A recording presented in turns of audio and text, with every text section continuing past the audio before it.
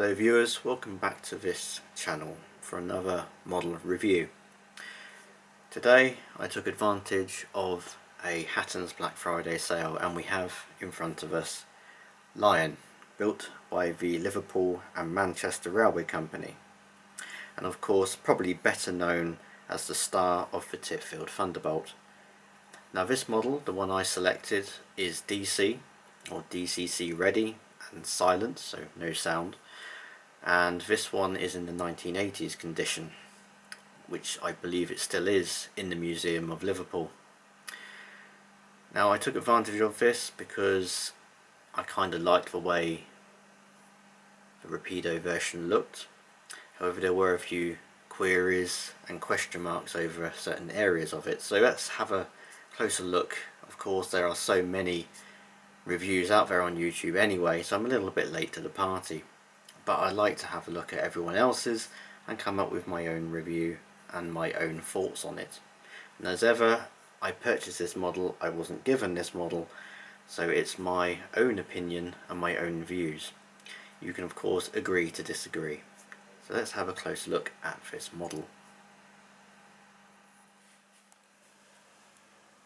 So starting at the front of this loco, we have some really nice separately fitted details on the front here. We have the chains and the hooks, 3 on the front buffer beam, as well as the dumb buffers, as well as some separately fitted detail on the smoke box as well, which is very nicely done. Moving up towards the chimney, we also have a nice turned chimney top, which is an advantage over another manufacturer's, which I believe would have been just painted plastic.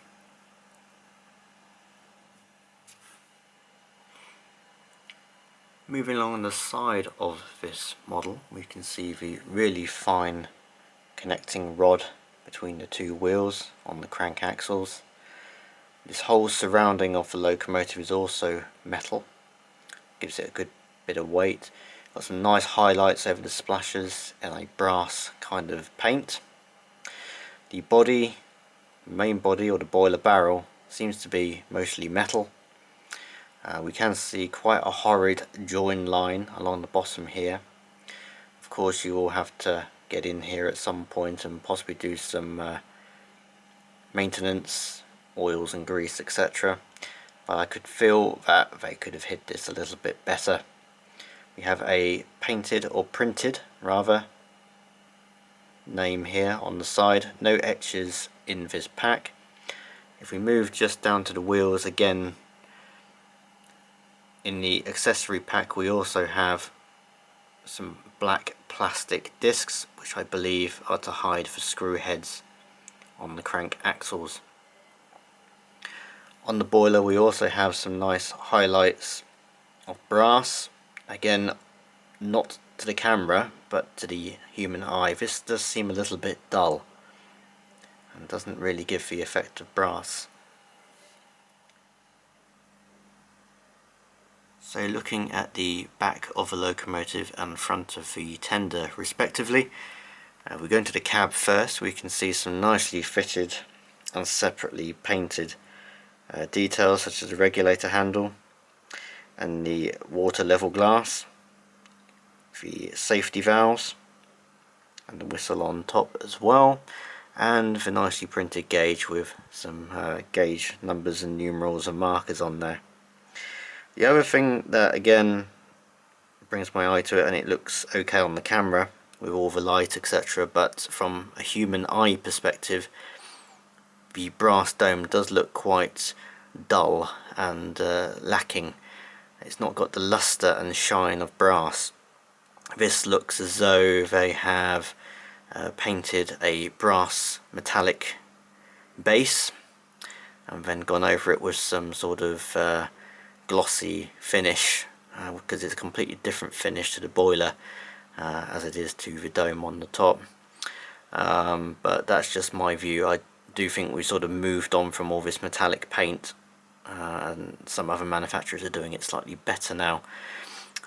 Moving down slightly, we've got some nice detail on the side here, on the cab rails as it were, surrounding the cab. Moving down again, we have the 6-pin connector which connects neatly onto the tender here, and this transmits the power and signals, if you have it, a DCC version, and the DCC chip is located in the tender.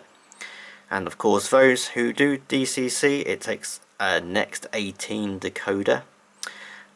This tender also has a full plate just there, you can see, movable, and we have some separately fitted handrails on the side, fake coal load, and the tender slopes up towards the back, and then we've got the filler cap just there.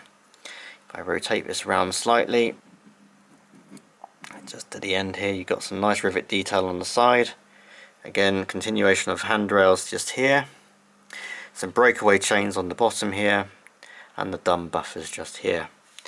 And I'll just go into another little area which has caught my attention and was on the launch spec, and I did comment on it at the time, and I'll go into that just now.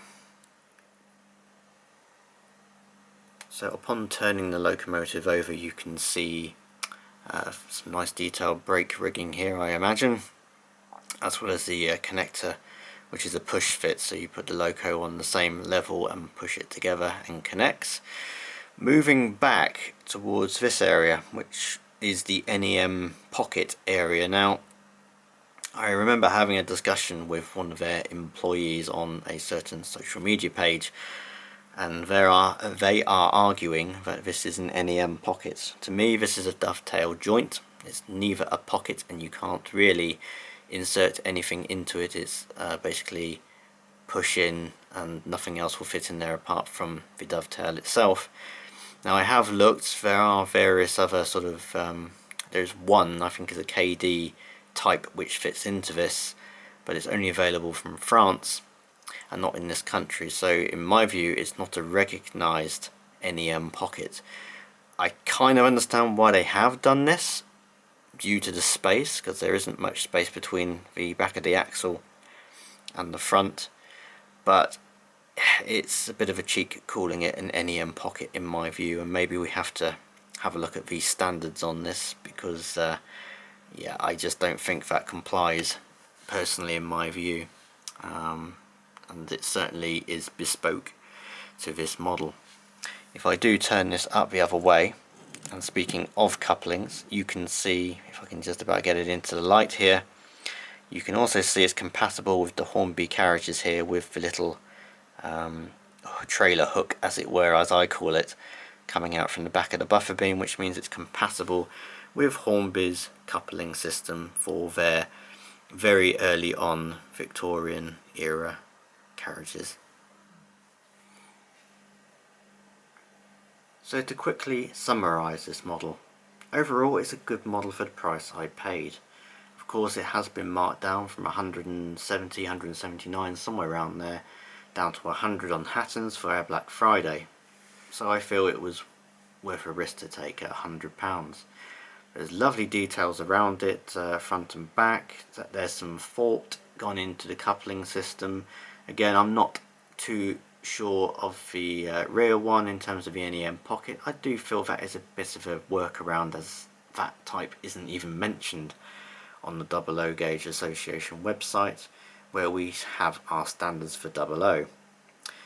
The paint finish is nicely applied. Again, from that small mention of the brasswork, I do feel it's a little bit flat. However, with this bright light and camera footage, you can see it is reflecting nicely, although not as much to the human eye. Got nicely turned metal parts on top of the chimney itself. It runs well.